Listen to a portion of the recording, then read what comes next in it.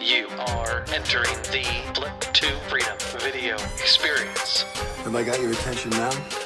You show me a pay stub for $72,000, I'm gonna quit my job right now. Do you care to know why I earn the big bucks? But it ain't about how hard you hit. It's about how hard you can get hit and keep moving forward. Great moments are born of great opportunity. Don't ever let somebody tell you you can't do something. Now, your host, Sean Terry. Hello again, this is Sean Terry from the Flip2Freedom Podcast, and we are on episode number 143, and this is part 6 of this 6-part series on the lightning fast 5K formula. Now, in this lightning fast 5K formula, we have talked about the entire process to how to go out and get your first check, flipping houses using no cash or no credit, how to get your first $5,000 check. So, in the first episode, we talked about how to reverse engineer a $5,000 check. What do you specifically have to focus on? And how many leads do you have to generate? You know, and where do you get those leads coming from? And what is a deal? What is a lead? You know, and what are we looking for when it comes to a motivated seller? So we talked about that. We also talked about the next step is understanding how to reverse engineer. Then we talked about how to get the phone to ring off the hook with the right motivated sellers. Now, 95% of the people we know are gonna sell retail. There's only 5% of the people that wanna sell at a discount and literally get rid of their property, and we show you how to target them in the second part series there. Now, in last one we talked about, in episode 141, we talked about how to know exactly what to offer. So now we know our numbers going in initially. We know our goal. We have the end in mind, what we want to accomplish. Then we know how to get the phone to ring off the hook. Now we want to know when the sellers come in and the sellers call in, what do we have to do to determine if it's a deal, if it's not a deal, how to essentially make that offer to a seller, which is huge. Then we talked about actually now going on the appointment and meeting with a seller, whether you're doing this over the phone virtually, they might be an out-of-state owner, or you might be just showing up at their house on an appointment. What to do in the house, what to do when you meet with the seller, how to know their personality, how to read what personality type they are, and be able to offer the right number to them to go get that deal under contract, and also make sure that it's a deal. So now that you have a contract from a seller, right, what we're gonna do now is we are going to open up escrow with our title company. And then now our goal is to sell the property super fast so we can find a buyer, cash buyer for the property, and we can get the deal closed. So in this episode, we're going to talk about how to sell and close your wholesale deal in 10 days or less, all while avoiding these 4 massive, huge mistakes, okay? So let's go through it real quick. First off, so you know, you can go to flip2freedom.com/gift, flip2freedom.com/gift. Now, what I do is I give you it's a matrix. We call it the first check matrix. And this enables you to focus specifically on exactly how many leads from, basically 3 different lead sources. We talk about bandit signs, we talk about direct mail, and we talk about self-generated leads to get the phone to ring off the hook. And it's over essentially like a 6-week period where you can literally kind of go in and report on, here's the goal on how many leads I need to get, here's the how many appointments I have to go on, here's how many offers I have to make, and here's how many deals or contracts I'm gonna get, and here's the average deal size. So it gives you all the specific numbers. Now the goal is just to actually get these leads coming in. So what that first check matrix does, that you can download for free at flip2freedom.com/gift, you can get that, and you can enable you figure out exactly what your target numbers are, and then follow this process to go out and get the results. All right, so now you got the contract with the seller. This is essentially we're coming off of episode 142, and we've literally got the contract. Now what we're going to do is we are going to locate a title company, a closing agent, or an attorney that can basically help us close the transaction. We're going to talk about the 3 ways to get paid at the end of this particular podcast.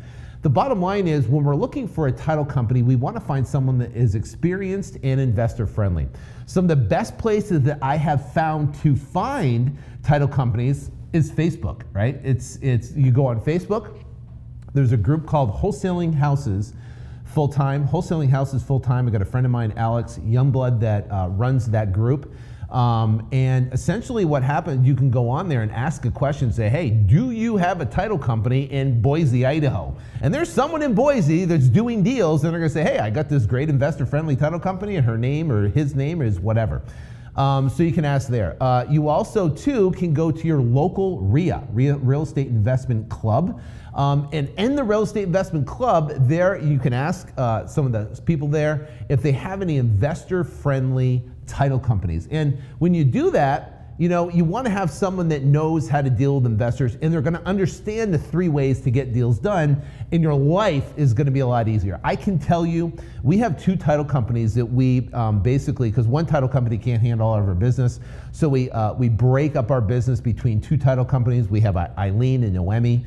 And essentially what we do with these guys make our lives so much easier, because what they do as a title company, they will manage all the paperwork and they will manage all the money. So all I gotta do is I gotta get the contract signed from a seller, and then what I'm gonna do is I'm gonna drop it off at the title company.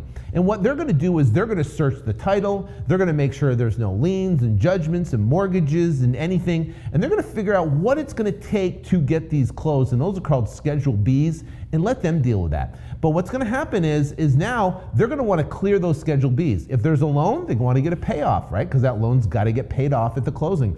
If there's a liens, they're gonna get a payoff on it. If there's any judgments, they gotta get payoffs on it, right?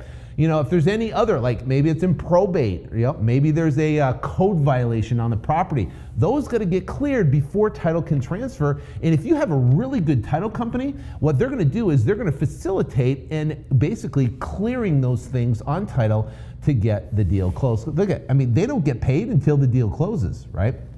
I get people ask me all the time, should I pay for a title policy? Absolutely not. I have never paid for a title policy, ever, right? Why? Because I'm giving them business. I can pick, I mean, there's 100 different title companies. I could pick a title company, anyone I wanted, but I picked them and gave them my business, and I'm gonna give them more business.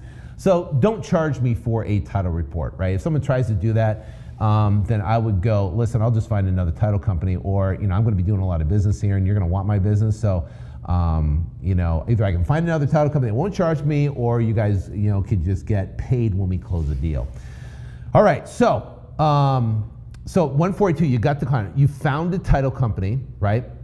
Facebook, real estate investment clubs, meetup groups are awesome. Go to a local wholesale meetup group. We run a meetup group here in Phoenix, Wholesaling Houses Mastermind Meetup. If you're in the local area in Phoenix, in Maricopa County, you're more than welcome to come second Wednesday of every month. You're more than welcome to come to my office and attend. We get anywhere from 50 to 100 people in my office here, and we have a blast, which is really fun. But guess what? You came here to a meetup and you said, hey, I got a title company. I could refer you to Noemi, and I could refer you to Eileen. Same thing. If you're in a different market across the country and you go to a meetup and find a wholesaling meetup in that particular city or state, and you ask them about a title company, well, guess what?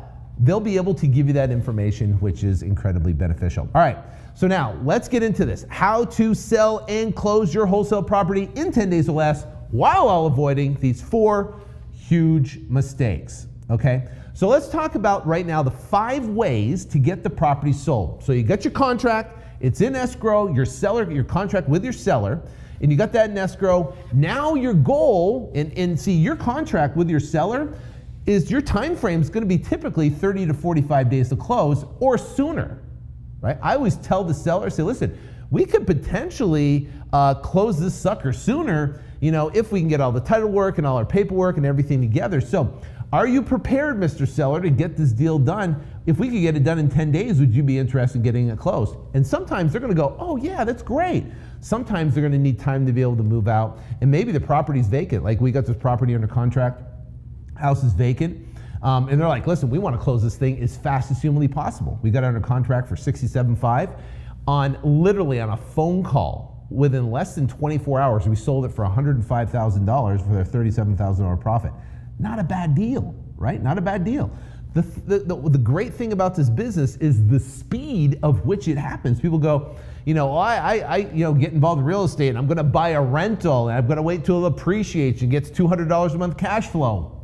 Boring, right? It's great for a long-term investment, but boring. Yeah, you just buy it and put it off. It's good for a tax benefit, long-term investment, and stuff like that, but still boring. Wouldn't you rather get a deal under contract for $67,500, turn around and sell for $105,000 in a day and make $37,500? That's more exciting, isn't it? Right? So you do a lot of that to do a lot of this investment over here too, which is passive income, which is obviously key too. All right, so 5 ways to sell your property super fast. Number 1 is you got to understand that you've got to get eyeballs to see the property. I talk to people, they come to the meetup group, they come to our live events, they on our Facebook lives that we do. Make sure you go and become or like our page at Flip2Freedom page that we have on Facebook. We do Facebook Lives. We put a ton of great content up there, a lot of educational stuff, a lot of cool free tools we put up there too. So definitely like that page if you're messing around on Facebook, got nothing to do, and you're sick of watching your friends. So if you do that, right, go there. But the goal, and these guys ask me all the time, is I'm trying to sell the property, I'm having a hard time doing it. And I'm going, well, how many people have you had see the property? Eyeballs, see the property. Well, 3. You have 3 people. Go get 30 people, then come back and talk to me, right? The goal is eyeballs. How many people can you get to see the property as fast as humanly possible, right? So there's a couple different things, and you might want to take out a pen. If you're listening in a car, you might be on the treadmill at the gym right now listening, and if you are, I commend you, because I listen to a ton of podcasts on the treadmill, at the gym, lifting weights, doing stuff. It's great. The bottom line is that you're going to want to go back to this. Also, we're going to have these links in the show notes too. If you go to Flip2Freedom.com and you look for episode 143, you're going to be able to basically see these links and be able to click on them. All right. So here's a great way, and it's a property syndication site. Property syndication. So what does syndication mean? It basically just syndicates it. It just puts it all over the web. It basically, you can do one action and it syndicates it all over to all these different sites. So there's a site called vflyer.com, vflyer.com. And what vflyer does is it makes these beautiful, glossy, really high-class flyers that you can print in color if you want. You can print in black and white if you want. Also, what it does, it makes these flyers and it syndicates these flyers all over the web. They put it on Trillia, Backpage, eBay, Yahoo, Zillow. They put it on Hot Pads. They put it on Travoy. They put it on Front Door, Penny Saver USA. They put it on, they syndicate it. Once you press submit, it syndicates on all these different sites, which is killer. They put them from, all over the place. Properties for sale, for rent, everything. So it basically gets eyeballs on the web to look at your property.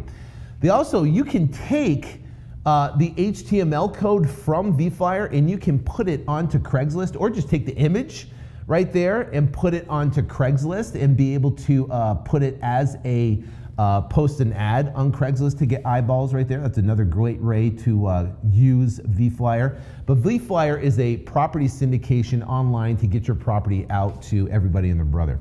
So also you can take that, post on Craigslist. That's number 3 that you can do.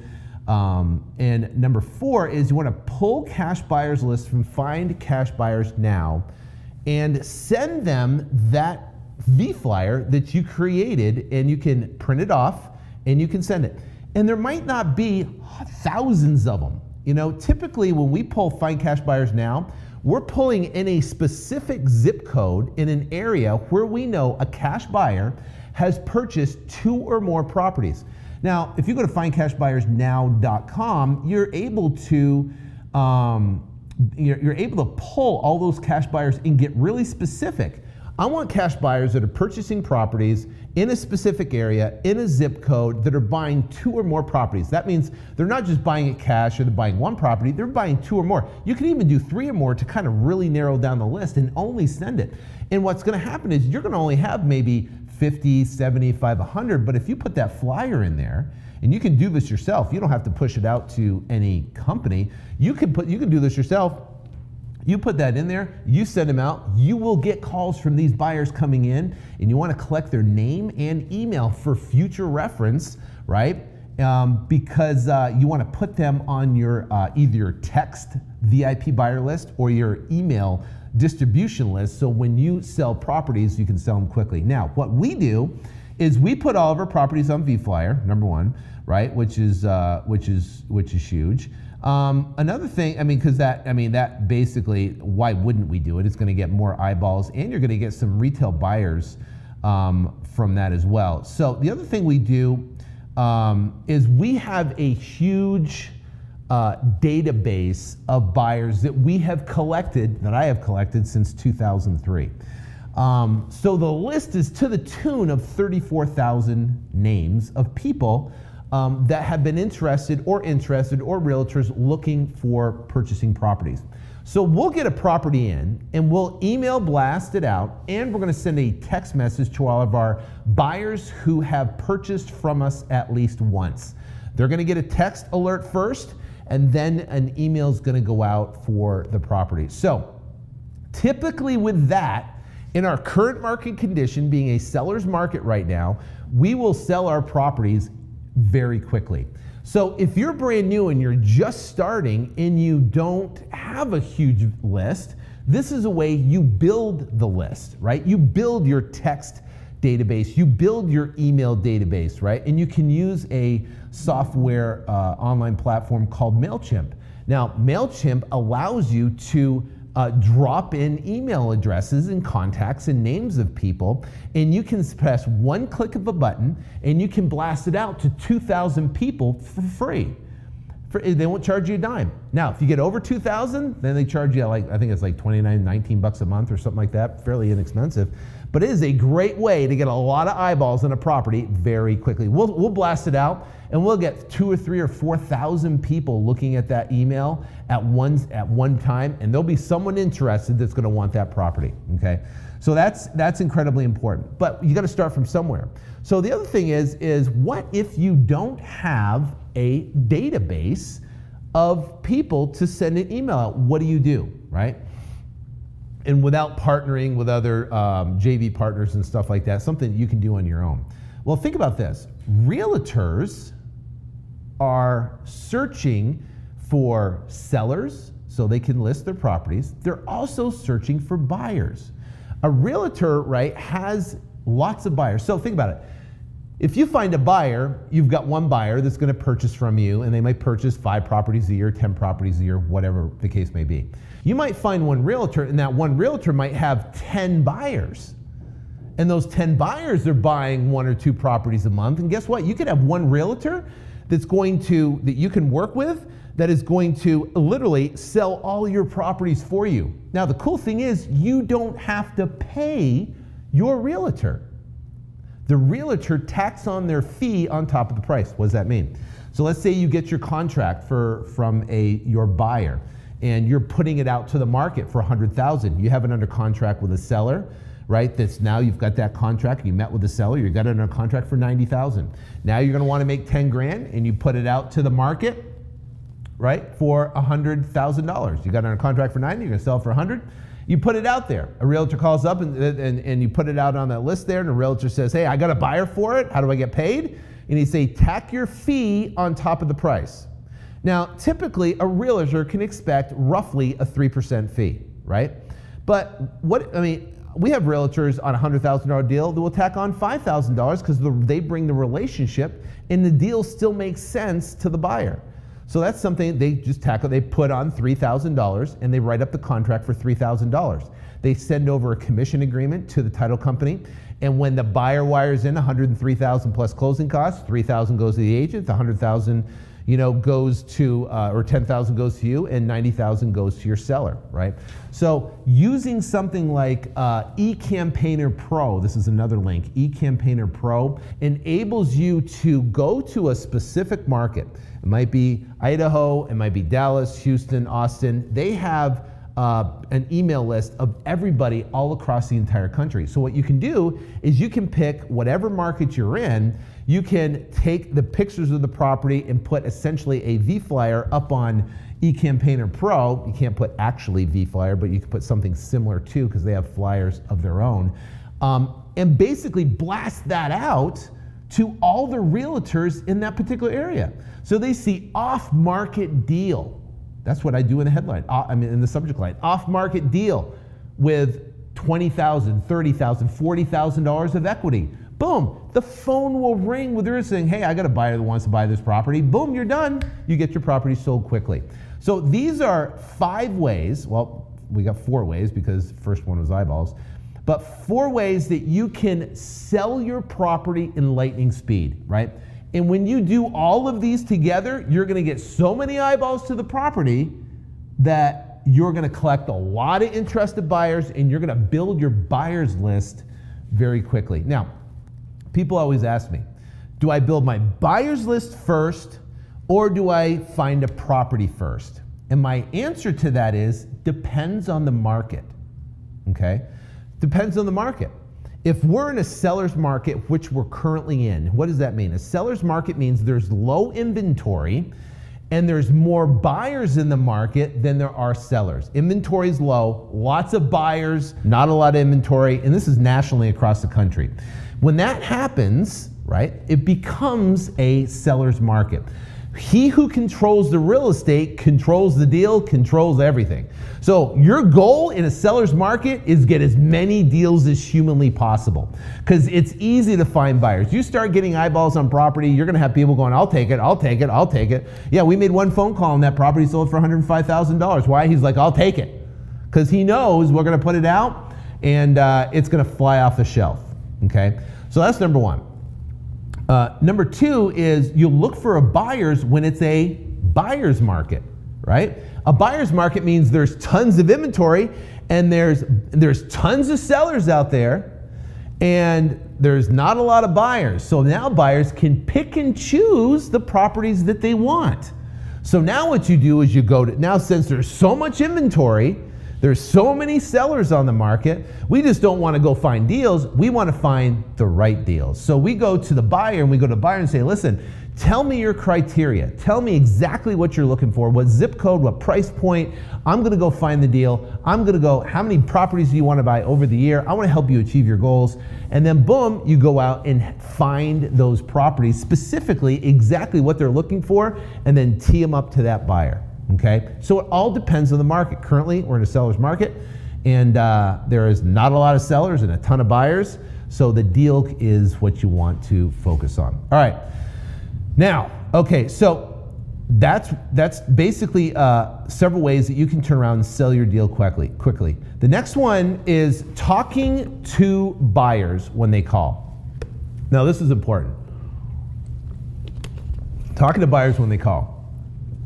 Because, you know, whether it might be my Extreme Freedom event or talking to people at our meetup group and stuff like that, a lot of people, you know, even training my team, you know, hired Brandon first off, he did dispositions, talking to Jason, he's doing dispositions.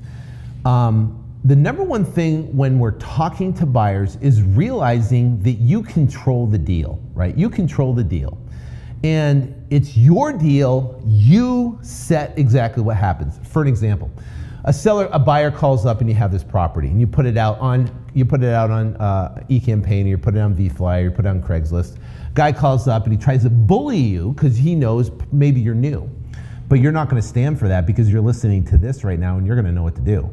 So what they're going to call up and they're going to try to bully you. They're going to say, hey, I see you got this wholesale deal. What you in it for? Well, that's none of their business. And people, you get freaked out. They're going, oh, you got to tell them what I'm in it for. No, you don't. Who says? You control the deal. I'd say, you know what? It's irrelevant what I'm in it for. I'm selling it for X amount of dollars. It's something like you might want to buy or not. What do you want to do? And what's going to happen is now you flipped it and you asked him a question. He's going, whoa. Now he's a little caught off guard, right? Now he's like, holy cow. Now I'm sitting there. And he's starting to freak out now because he goes, okay, this guy now controls the deal, right?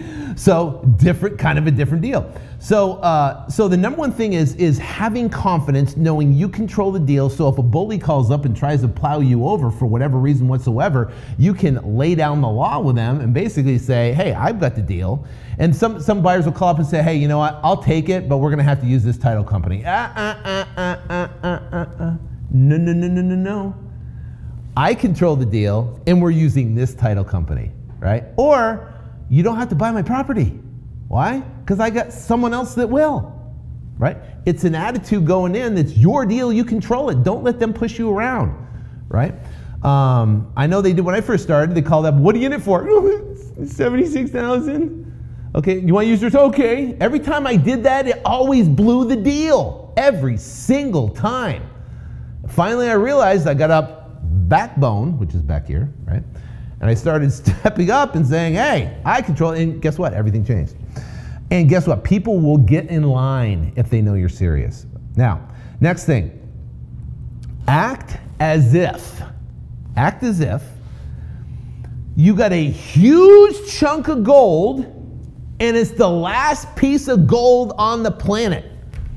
What does that mean? You have something so valuable that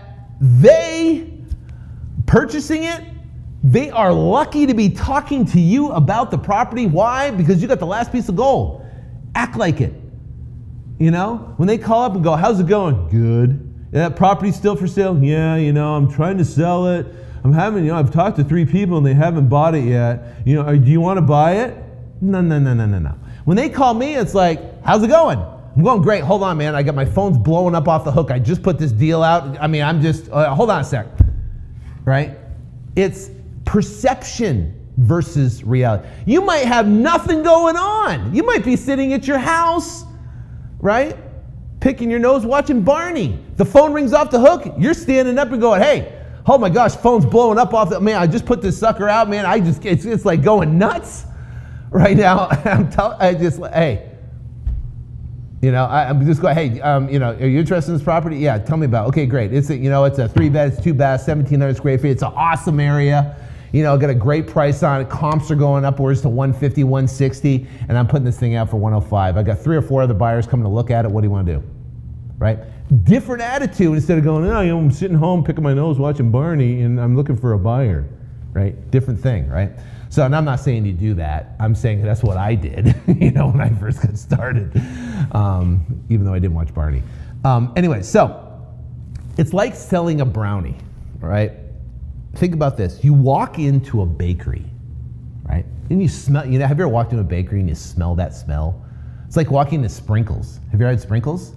Oh my gosh, Sprinkles is amazing.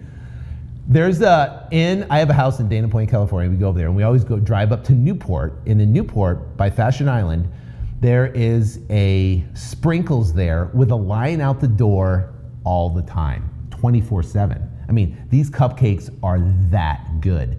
So we go in, we wait in line for 15, 20, 30 minutes, whatever. We get in the store and the smell of the brownies the cupcakes is just overwhelming. Like, oh, I gotta have one. And they taste so good. It's like, calories? Who cares, right? Give me 4. They're so good. So here's the thing, is that you walk into a Sprinkles, you walk into a store, right? And you say, hey, do you have any brownies? And the guy at the back goes, yeah, we got a bunch of them. They're over here. Which one do you want? Right? And he gives you one, no enthusiasm, no excitement, no nothing, right? And he goes and gives you brownie. Now, are you excited to eat that brownie? Are you just ready to jump to eat that brownie? No, it's positioning of the brownie. So now you walk into my store, right? And they go, hey, do you have any brownies left? We go, holy cow, we got one left. I don't got a whole tray full. I've got one brownie left. And hey, has anyone told you about our brownies yet? Oh my God, you have not heard? Hey, Jill, this guy hasn't heard about our brownies, right? You haven't heard about our brownies? Oh my gosh, these brownies, Jill's great-great-great-grandmother. This is her recipe that has been passed on down generations, and I'm telling you, it has been story after story. It's the most amazing, gooey, tasty chocolate brownie that you will ever lay your teeth in, and we've got one more. Would you like it? Now, what do you think? Me as a buyer, I'm going to market it as like, yeah, can I come back tomorrow? Can I place a future order on brownies when they come out? So when you have them next time, I can come in, I have it guaranteed. It's like, whatever. Same thing with selling a house. A buyer calls them and goes, holy cow, you know what? This is the best deal that I have got all year.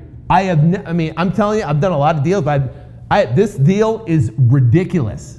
It has so much potential. It's in a perfect area. The comps are great. This is a great fix and flip. I do it myself, but I wholesale properties, and you know what? You could crush on this deal, right? It's positioning of the property. We're in sales. And I know people hate it. Oh my gosh, I don't want to be in sales. Why not? It's positioning. It's positioning the property. Get people to jump. I usually tell people, say, listen, you know what? I've got 4 or 5 people going down there. Look at the property right now. They're going to do a drive-by on it. You know what? First come, first serve. Whoever wants it gets it first. But I'm telling you, this is gold. It's a smoking deal. Okay? So now, positioning. Always, and here, I'm going to talk about here. Mistake. Well, okay. So here's the thing.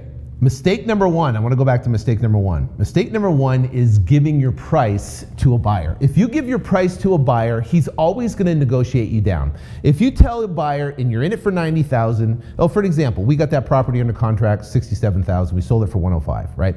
So if we said, yeah, we're in it for $67,000, he's going to go, really? Does he really need to make $38,000, $37,000 of this deal? Well, you know what? I've got to take the risk, and I got to buy it, and I got to fix it up, and I got to da-da-da-da-da-da. Do you really have to make that much? Why don't I make some more? I'll give you a bigger spread on the next one. Why don't you, I'll buy it for $77,000, and it'll be a good deal. And both parties, that'll be something that'll be good. Never tell your price. Mistake number one. Okay, remember that. Mistake number one. Mistake number two.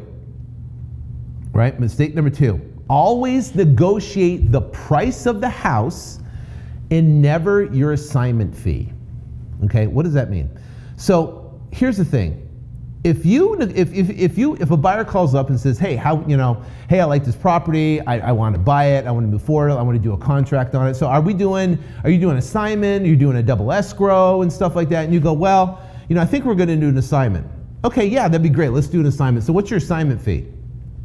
Well, $37,000 or $10,000, right? Whatever the number is, right? And he goes, oh, okay, 10,000, okay, sounds good. And he goes, yeah, I'll write up the contract and, I'll send it to you over, whatever. And what happens, they come back and say, you know what, I thought about it and I went by the property again and, we're gonna have to place a new roof on it. We're gonna have to put some AC on the property and the comps, a little bit tight, do you really have to do an assignment of $10,000? Maybe if you do $5,000, and I'll get you on the next deal that you guys come in. Every single time, right? So now that's if you negotiate your assignment up front, but you always negotiate the purchase price of the property, and you always get a contract and non-refundable earnest money. You give it to the title company, and then if you decide to do an assignment, you can after the fact, okay? Always get the contract, always get the earnest money, and after the fact, then you can determine to do an assignment. So here's the deal. When you're negotiating with a buyer, and you're negotiating the actual property itself, and he goes, hey, well, that roof and the AC and this, that, and the other, he goes, listen, you know what? It's part of the deal. It's an as-is deal. We got comps down the street they're smoking. I got 4 other people that want the house. What do you want to do? You want to buy it or not? If not, let me know. I'll just move it on to somebody else. Fear of loss, right? You're negotiating the house versus your assignment fee. All right. So the next step is now, follow me here, is you put the marketing out, you got calls from buyers, you've negotiated the property. Now you're going, hey, how do I show the property if it's vacant or occupied? Get tons of questions like that. So let's say theoretically the property is occupied, right? So the seller's in the house, the tenant's in the house, whatever, it's occupied with somebody. So you're gonna have to coordinate with the seller and the buyer to get in the property and look at it. So you call the buyer up and say, hey, and you should have done, if you listen to the previous episodes, is that you prep the seller and let them know what's gonna happen, the process of what's gonna happen. You set the expectation with the seller. And if you set the expectation with the seller correctly, then you're not going to have a problem when you call them up and say, hey, I got my investor partners coming over, I've got some contractors coming over, I've got appraiser coming over, whatever the case may be. You're going to let them know that you have to get your file complete. And part of you getting that file complete is getting the title company and all their paperwork complete, but also that you're going to have your investment partners, potentially a contractor, come over. You'll just give them a call and we'll have them come over. They can walk through the property, they know what they're looking for, and then we can move forward. So setting the expectation with the seller is incredibly important. Now, setting the expectation with the buyer. Buyer calls up and says, hey, I'd like to get this property. I want to see it first. And you say, okay, are you a serious buyer? How many properties you bought? Are you paying cash? Hard money, how you pay? Yeah, I got cash, I'm closing. I bought properties in the area before. I think it's going to work. Okay, great. I'll meet you down there at 1 o'clock. So you meet down there. Make sure you show up early. Show up 15 minutes early, because the buyer will. Right? Buyer always shows up early for some reason. I don't know why they do. But the buyer will show up early. You want to show up early, 15 minutes early. You go in the house, talk to the seller, say, hey, Mr. Seller, build a rapport with him, say, good, I've got one of my investment partners coming through and he's going to be good. Now, this is before you actually meet at the property. When you're on the phone with the buyer, you let them know and say, listen, right, we're going to go down to the house. The seller's going to be there. But I just want to make sure we're 100% clear before I bring you down there that I am under contract with the seller. There is no communication to the seller whatsoever about, you can talk about the property, but there's nothing you're going to talk about when it comes to the price of the property, the terms, the negotiation, and nothing like that. That is to be with me outside, away from the seller. Is that understood? And they go, yes. So now you set the expectation with the buyer. I had a disposition manager, I think it was Brandon when he came on, and he met a buyer down the property. So it was the seller, it's Brandon, and it's the buyer. And the buyer came in and the buyer started negotiating. Well, I can't give you 90, but I can give you 85 for it. And the seller's standing right there. And the seller's going, what are you talking about? Right? He goes, what's going on? Right? He didn't set the expectation with the buyer. He learned his lesson. Never happened again. He goes, oh my God. So he set the expectation. Mistake number 3 is not setting the expectation with the buyer. All right, now, next one. Right, property's vacant. The goal is with your seller is try to get that property on a lockbox. If you can get on a lockbox, that makes life easy. You can meet the buyer down there. You can open up the property. They can walk through it, and they're done. If you can't get a lockbox and the seller has to meet you there, that's fine. You meet there, you set the expectation, do the exact same thing, go there, you meet with the seller outside, you're keeping him busy, and then the buyer's going through and doing his due diligence on the property. Anything, and say, great, we can talk down to start. Hey, thank you, Mr. Seller. You can lock up everything. We're good to go. And you tell the buyer, hey, we can go down to Starbucks and we can chat. So that is how you basically show the property. Now, the next part of the equation is actually getting the property signed. Okay, getting the contract signed. So now you go with this buyer, essentially, and you're going to a Starbucks. Now, after the buyer sees the property and you meet him at the Starbucks, maybe it's in front of the seller. If the seller's not there, negotiate right there in front of the property. I've been in front of vacant properties before, and the seller allowed me to put the property in a lockbox. I just negotiate with him right there in front of the house. I didn't have to go to the Starbucks. The only time you go to the Starbucks or McDonald's or whatever down the street is when the seller's sitting there and you're not going to negotiate with them in front of the house. So typically what we do is we're telling the buyer, say, listen, after the buyer sees the property, I've got several more people later today it's going to see the property. It's going to sell today. You're the first one to be able to see it. You want it now, or do you want to wait? If these guys buy it, and if they buy it, then obviously there's going to be no deal. What do you want to do, right? So what am I doing again? I'm positioning in its fear of loss. They either step up right now and make a commitment, or I'm going to sell it to potentially these other investors going to come later this day. So basically what you're doing is setting them up to basically make a decision. No, people don't like making a decision. When a guy goes, well, I'll call you back later tonight, I'm gonna run my numbers. Okay, you can call me back later tonight, but I just wanna let you know that I got 3 or 4 other people coming later today, and the chances are it's probably gonna be sold, so don't waste your time.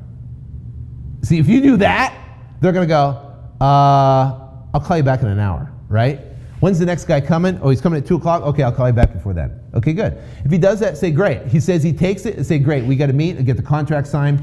And what's gonna happen is you wanna have a sell-side contract, the contract between you and your buyer, and they're gonna give you either A, a $2,500 cashier's check, or B, a $2,500 check. I personally like to get a cashier's check, ready available funds. That I can get a cashier's check made out to the title company. They don't make it out to me. They don't make the check out to me. They make it out to the title company. So they make it out to the title company. Now I have the contract and I have their earnest money non-refundable. You know what that means? They don't get it back. That's done. If they balk on the deal, that's their commitment. If they balk, that $2,500 is mine. And I don't like taking people's $2,500, but business is business. If they sign a contract and they renege on the contract, my contract, they're gonna lose their money. Now, unless I've done a bunch of deals with them and I know when something came up or something like that, I'm okay, I'm human, I'm gonna negotiate work with them. But if I get a guy that's establishing a relationship with him and he commits to the property and he turns around and says he's gonna buy it and he backs out, he's losing his $2,500, period. Guess what? He either A, never buy a property from me again, which I don't want anyways, and I don't want a wishy-washy, spineless person that can't make a decision. Number 2, he's next time he does commit, he's going to commit for real. Remember, so drop the check off at the title company. You're going to have it. You're going to go drop it off. Now, let's talk about the closing. So you put your contract in escrow with your seller. You went out and put the marketing out. You've talked to buyers. They're excited to see the property. You go show them the property. They commit to purchase. You get a $2,500 earnest money and the contract for him. You drop it off at title. You got both contracts now at the title company, right? And you're golden. You're going, I'm almost there. You're freaking out. Title company's going to get all their stuff together, and a couple days later, 3 or 4 or 5 days later, now you're going to go to closing. And you're going to go to closing, right? Closing table. And people freak out. They're like, they're brand new, goes, what happens at the closing table? Is the seller there? Am I there? Is the buyer there? Is everyone there? What are we? Is this like a big kumbaya at the title company? No, it's not, right? What happens is the title company schedules in it comes in, actually the buyer signs all their documents, sends in their money, the seller signs, and then you come and sign. All at different times. The buyer might come at 11. And then 1 o'clock the seller might come, and 2 o'clock or 3 o'clock you might come in. You get everything signed and it's set to be recorded the next day. They're going to get all the paperwork together. They're going to get all the documents together. They're going to get all the money together. They're going to get everything. The buyer's going to wire in the funds, and on closing day, right? They're going to turn around and they're going to take that transaction and they're going to record your first transaction and simultaneously behind it record the other one if it's a double escrow. Now, there's 3 ways to get paid. Number 1 is an assignment. Now, with an assignment, my rule of thumb is if the deal is $5,000 profit or under, I'll do an assignment, because I don't want to pay the $500 or $600 of extra closing cost fee. It's not coming out of me, it's coming out of my proceeds, right? So we'll do an assignment if it's $5,000 or under. If it's now we do that because when you do an assignment, Your assignment fee is essentially on the paperwork that the buyer sees, that the seller sees, and everything like that. If you have a $37,000 proceeds number on an assignment that the buyer sees and the seller sees, you might have an issue. People are gonna go, what the? You're making $37,000 off my house, right? So it's typically rule of thumb 5,000 or under.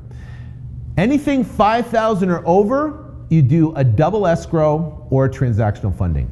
Now, a double escrow is just what we talked about, is where you have a property you've got a property, in our case, $67,000. We have a buyer for $105,000. So the buyer for $105,000 wires in $105,000 plus his closing cost, right?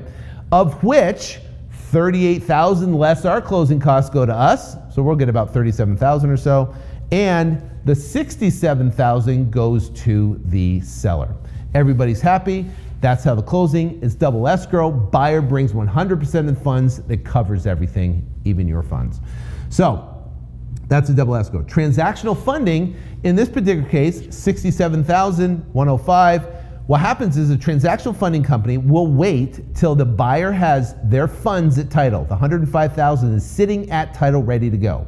Once it's sitting at title ready to go, they'll send a wire for the $67,000. That will fund and record, and then immediately turn around and sell it, almost simultaneously, to the buyer for his $105,000, and then that deal will close. So this company basically comes in, and it's a transactional funding company, and if you need transactional funding, you can send an email to flip2freedom2@gmail.com, flip2freedom2@gmail.com. You can send it to Chelsea. We can send you some funding sources that can help you get that done.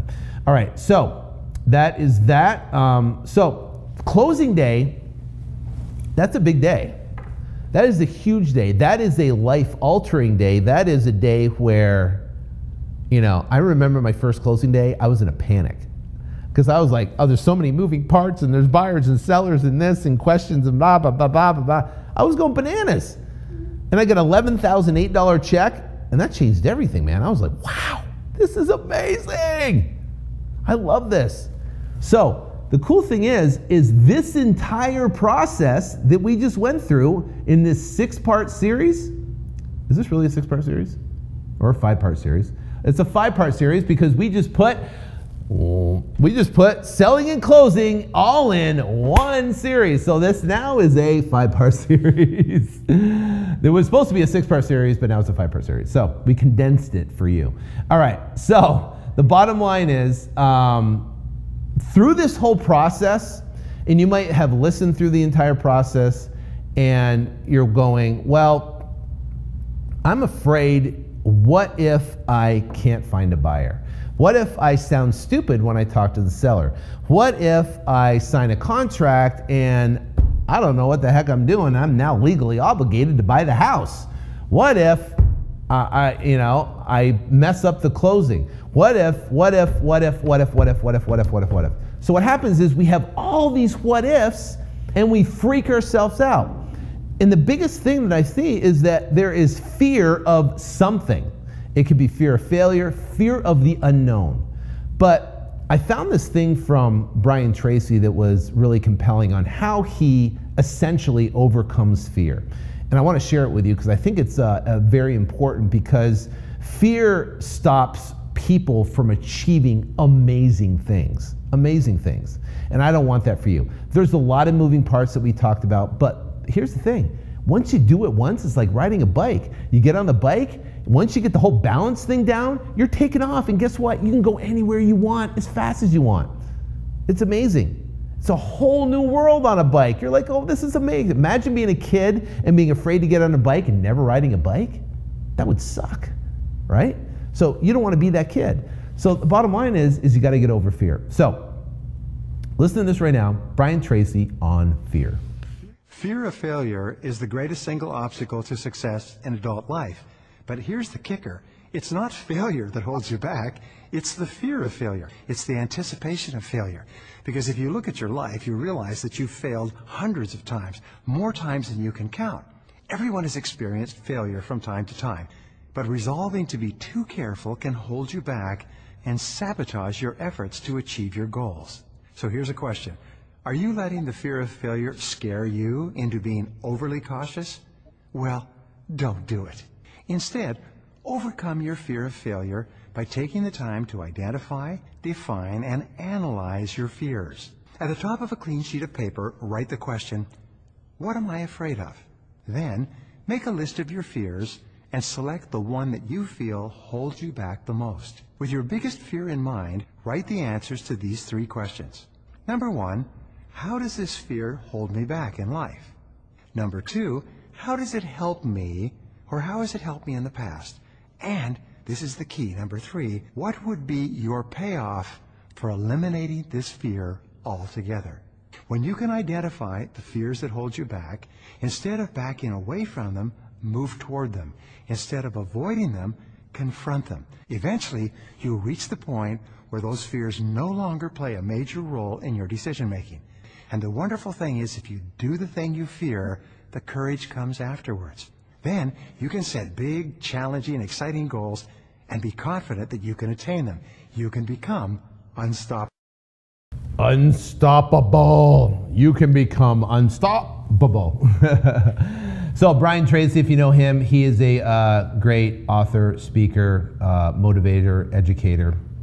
The bottom line is everybody has fear, right? And the exercise he's talking about, and basically the last and final question is, what's the benefit of overcoming your fear? What's the benefit? You look at all this stuff and you go, I don't know about this, and I don't know about that, and there's this, and I don't know about real estate, and I don't know the terms. So, what if you can overcome your fear, right? And there's different personalities. There's people that overanalyze. I've got to know everything first before I take action. Then there's a personality that's like, I'm just going to go for it. Then there's personalities like, they're really cautious, and that's fine. The bottom line is, don't let it stop you from achieving what you want to achieve. You're listening to all this, and you're listening to these episodes, and you're listening to me talk in my 6-part / 5-part series, right? What happens, you're listening to this, and you're going, wow, this sounds cool. You listen this far. Well, if you listen this far, now it's time to take action. It's time to get over the fear. And the thing is, here's the big question. What if you don't? What if you don't? See, you're going to continue to get what you've always got if you continue to do what you've always done. So imagine 5 years from now and you decide you just blow this off, right? Because there's so much stuff to focus on. You go, I got all this stuff going on, right? And you're sitting on the treadmill and you got 50 million podcasts to listen to and videos and this and work and all this stuff. And you're going, what if you don't do this? What if you don't take it seriously? In 5 years from now, you're doing the same thing, living the same life, driving the same car, having the same bank account, doing the same thing, right?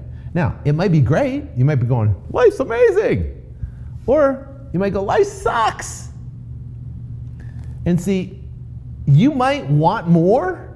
If you're listening to educational stuff like this, you might want more.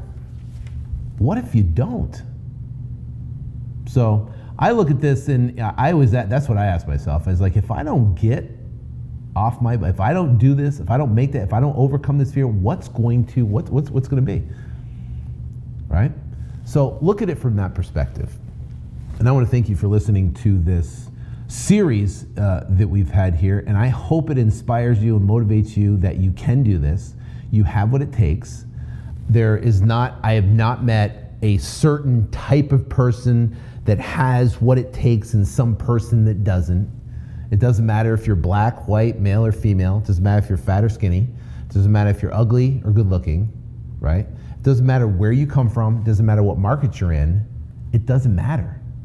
I've seen people from all walks of life, from every age, right? From 18 to 70, do deals.